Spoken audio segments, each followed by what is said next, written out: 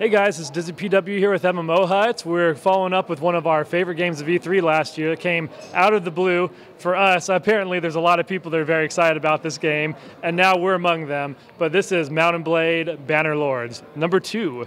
And can you introduce yourself and what you do with the company before we get into why this game is even more exciting this year than last? Yeah, absolutely. I'm Frank Elliot. I'm the community manager at TaleWorlds Entertainment. And why is this year so exciting? Why is this year so exciting? Because this is our first hands-on demo outside of the office that we've ever done. We're showing off the battles, which is a really core part of the game, and there's a lot of exciting new features which we hope you enjoy. So give us a rundown. How did the battles play out? Okay, so basically we have, compared to Warband, our sort of previous flagship title, we have like much more advanced formation control, so you can sort of put your sort of horsemen into like a skein formation, so like it's kind of like a V to wedge through your enemies. You can have like a shield wall for your infantry. You have much more sort of advanced controls there. We're also showing off the sergeant system.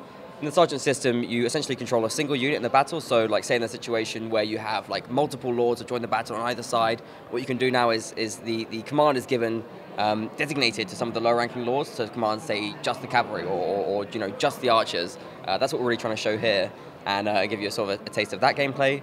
We also have really advanced battlefield AI, so instead of just sort of lining up on both sides, they now have advanced tactics. They're taking into account the terrain. They're going to hold top of hills. They're going to also like you know, try and flank round with the cavalry, try and push their archers forward to skirmish. And there's much more sort of going on in the battles. That's why it's a really exciting and interesting thing to be showing here at E3.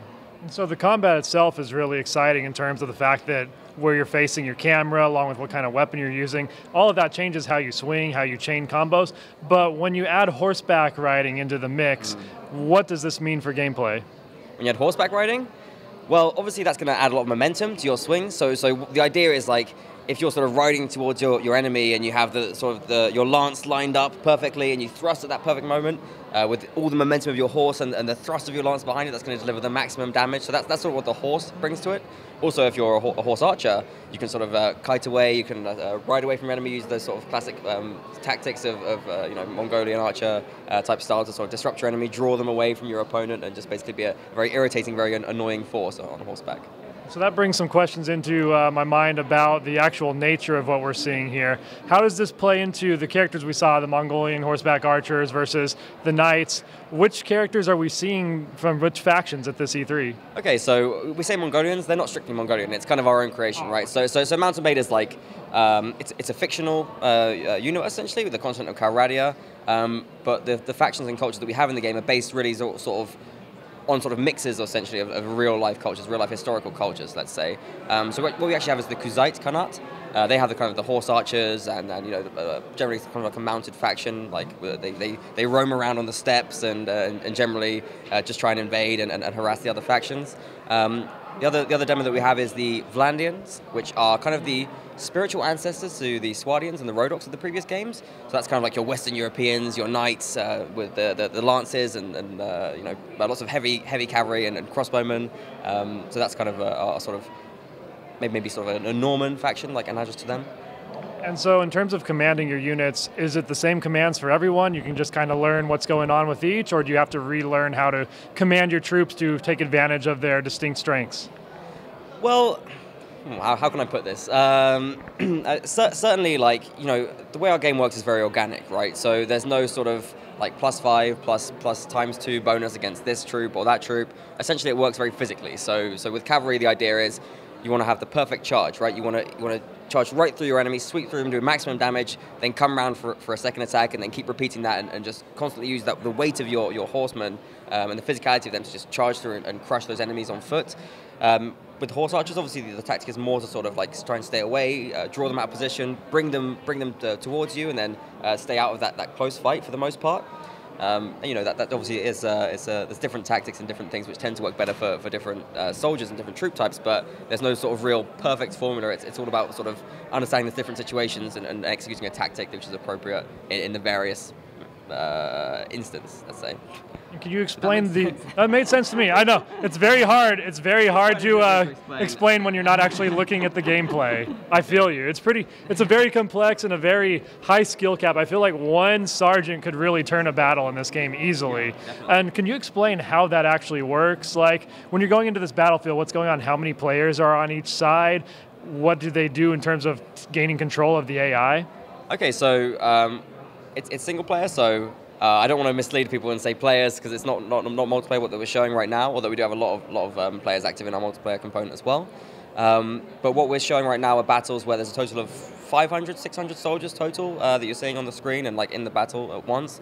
So yeah, really a lot going on. As a player, there's only so much impact you can have as your own character. Obviously, you can cut down, a few dozen people yourself if you're a good player. But really, the important thing is sort of coordinating with your commander, taking those orders, interpreting them effectively, and then sort of using your unit to then win the battle by either effectively doing a great charge or by bringing a formation away from position and sort of opening them up for your main force to then take them down.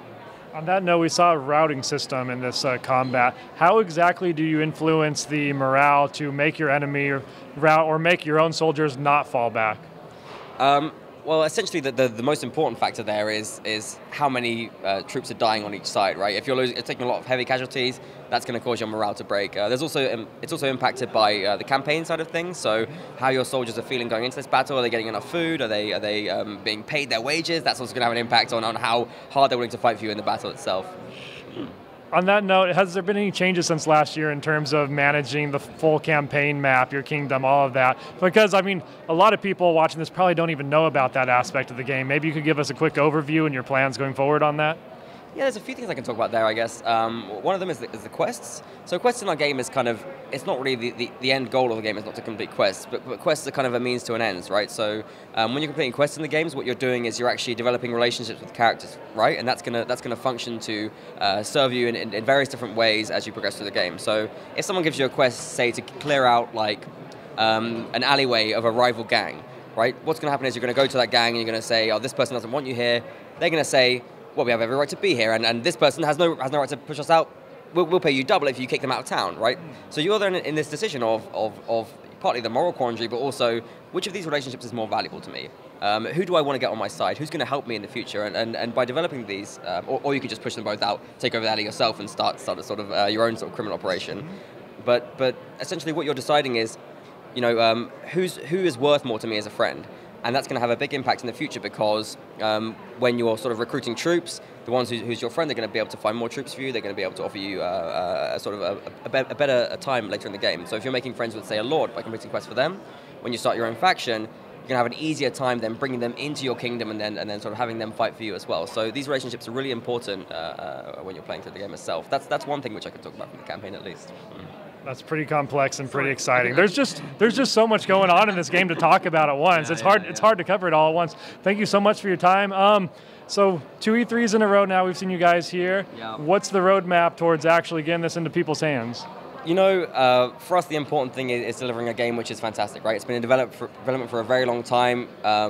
We want to make sure that when we release it, it's the game that everyone is waiting for and fulfills all the expectations. There's more development to do, and we're working very, very hard to bring it to gamers as soon as possible. Unfortunately, no release date right now. We're not exactly sure ourselves, but hopefully, sooner rather than later. And we really hear that everyone is very excited, and we're very grateful for their interest and excitement and support. So we'll just do our best to bring it as soon as possible, I guess. It's not easy to get those near-perfect Steam reviews, after all. Absolutely. Thanks so much for your time. Thank you very much, Darren.